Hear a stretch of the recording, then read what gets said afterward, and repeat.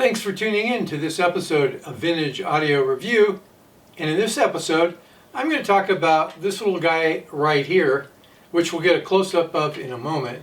And that is the BSR SA-3X Spectrum Analyzer.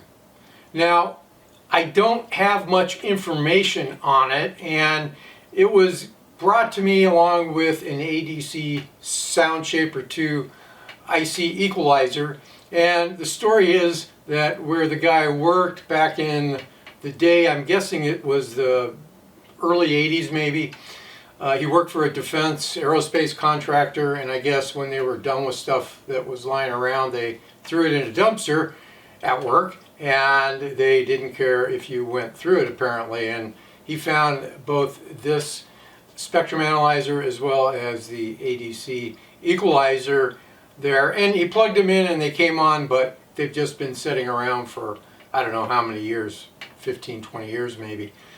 And he said, hey, you want to look at this stuff? And I said, sure, why not? Now, this guy is working, seems to be working the way it was expected to work. However, I couldn't really find any information on it other than I'm thinking it was around 81, 82, 83, and I could not find any cost on it. I was able to find the owner's manual for it, but not a service manual or anything like that.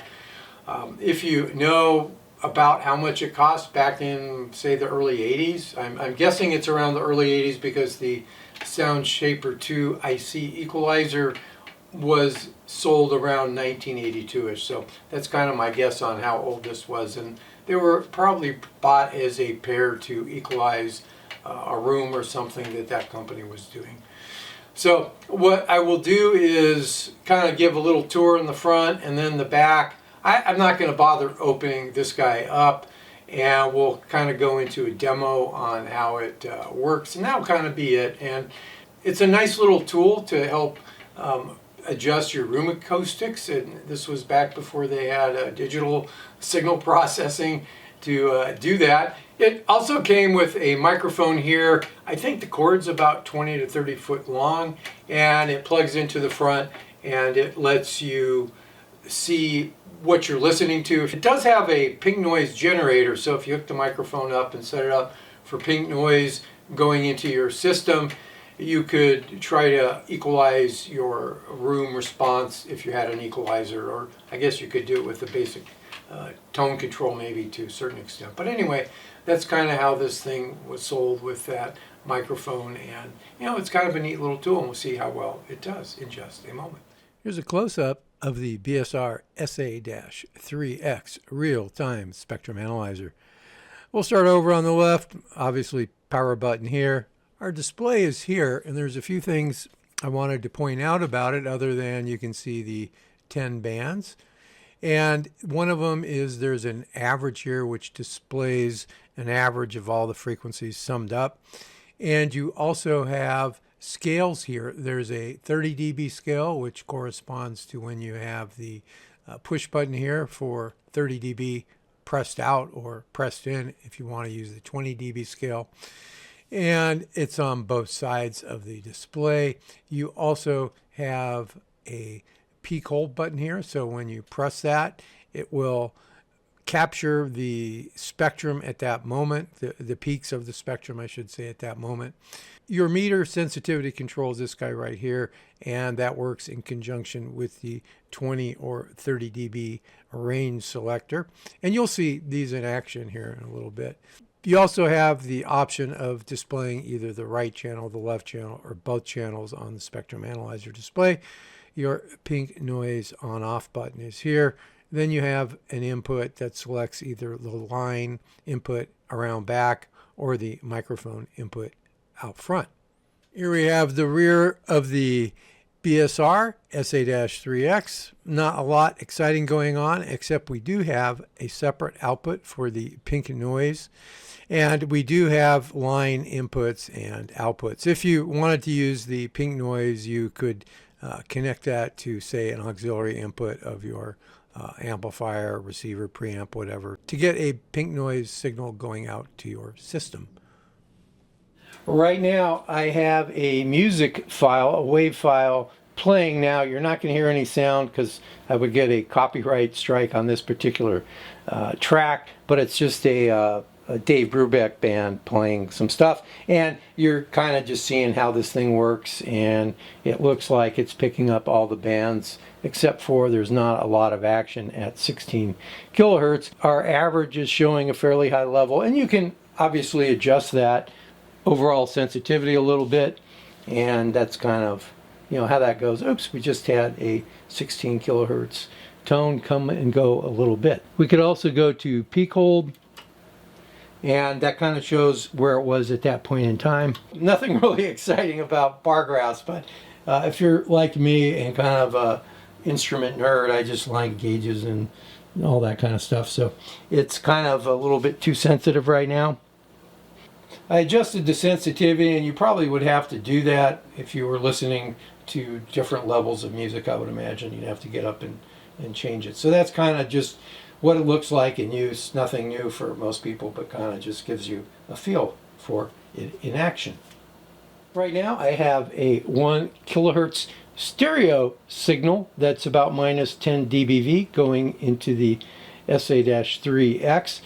And you can see the frequency is indeed at 1 kilohertz, at least the main portion of it. Now there are a couple of settings for the meter sensitivity. This guy right here can kind of adjust the level depending on how loud you're playing your music. And it also has a 20 and 10 dB switch right now. When it's pushed in, it's in the 20 dB position, and that's the more sensitive position. And if I go ahead and press it out to the 30 dB position, the amplitude decreased. It also has a peak hold feature, so if you were at some peak level and you press that switch, I'm going to go ahead and press it, and I'm going to go ahead and turn off the 1 kilohertz signal. It is off, and the peak hold is showing what the level was for the 1 kilohertz signal. I'm going to go ahead and remove the peak hold, and you can see there's no signal going in. I'm going to go ahead and turn it back on. There is also a scale on the left and right sides for minus 20 or minus 30 dB scales that you could use for reference. You also have a left and right position here, so if you just wanted to look at the right channel, you could do that. These are both the same, but it's going to affect the overall level, which is that little bar graph on the way left, and that's called an average. I'm going to go ahead and put the left channel back in, and you can see that the level increased. And if I go ahead and remove the right channel, you can see that it decreased as well. We'll put them both on. So it kind of gives you some options. There's some flexibility. It's not calibrated towards any of the levels from what I can tell. I did a quick check, and if you set it up and you decrease the signal or increase it by a few dB, it may catch it, but it's kind of just there for just a basic reference for your watching the spectrum of the music, I guess. And let me go ahead and do another frequency. So you can see our 63 hertz is that third one over from the left. The first one over is the 31.5 hertz band, and then the next one is 63 hertz. So that's pretty accurate, I would say. And let's go to the high end of the band, which is the 16 kilohertz. So we're at 16 kilohertz, and you can see at the far right we are indeed at 16 kilohertz. Another neat feature of the BSR SA-3X is that it has a microphone input, and that's selected with this switch over here, and it's currently on the microphone, which is on about a 20 or 30 foot cord, and I've got it hooked up in front of one of my speakers up above. It's out of sight, but you're going to see the other neat thing that it does, which I'm sure you're all excited to hear pink noise, but if I press the little button right here, we get some pink noise, and it just shows you that it measures that. And of course, if you had an equalizer in your system and you had this and you set your microphone up at your listening area, you could maybe correct for your room. At least that was the idea. This did come with an equalizer, which I am trying to repair. It wasn't a BSR, it's an ADC sound shaper too. Hopefully I will get that going, but they were designed to be used as a tandem because they were both found in the same dumpster. Right now I have the BSR SA-3X connected as you would normally connect it in a tape monitor loop, except for it is connected to the QA403 audio analyzer. And I've got a 1 kilohertz 0 dBV signal, or 1 volt RMS, applied.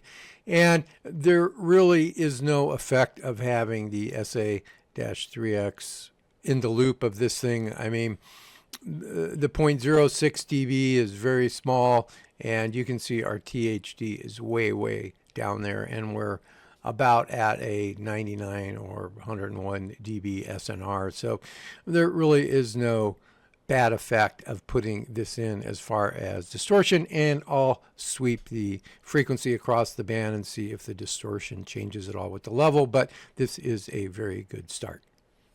Here is the SA-3X's frequency response from, you guessed it, 20 hertz to 20 kilohertz with a 1 volt RMS signal applied. And basically it has no effect on the frequency response. Both channels are balanced, and maybe there's a bit of loss here. That could be just due to the cables. But for the most part, it's less than 0.005 dB. So there basically is no effect on your frequency response as well. This plot shows the SA-3X's THD versus frequency at several different input signal levels, from minus 12 dBV to plus 8 dBV. The minus 12 dBV would be about 250 millivolts RMS going in. The frequency range, of course, is about, I think I started off at 26 hertz on up to 20 kilohertz. The worst case THD is better than 0.01%, and that would be with the lowest input to the unit. So overall, as we saw a little bit earlier at 1 kilohertz, the THD versus frequency and input signal level isn't really a factor when you insert this into the loop. For me, the biggest takeaways for the BSR SA-3AX is that it doesn't affect your signal integrity at all. So if you wanted to have this between, say, a preamp and a power amp, or preamp out, main in jacks kind of thing, it's not going to affect your signal, at least as far as I could measure. Also, it's pretty accurate as far as the spectrum analyzer band that it was showing.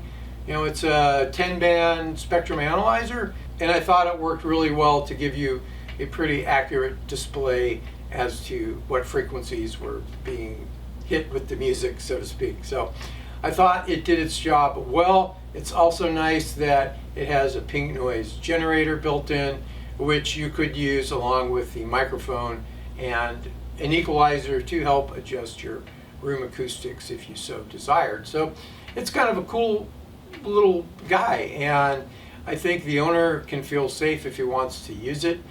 Now, as far as its cost or any of that data, if you have any information on it or you bought one of these, I would really like to see you write that in the comments, as well as maybe any other questions you have. But you know, it's kind of a short video, just kind of showing that this guy was out there and what it does, and you know, it's kind of a cool piece of vintage gear, I think, and it certainly would be fun to watch if you're like me and like to see meters move and LEDs move and that kind of thing. So, you know, it makes it entertaining. So once again, if you like the video, you know, thumbs up, that helps with YouTube's algorithm. And if you have not subscribed, that would be a nice thing to do to help the channel grow. So I appreciate that. So once again, until next time, I hope you have a great day or night.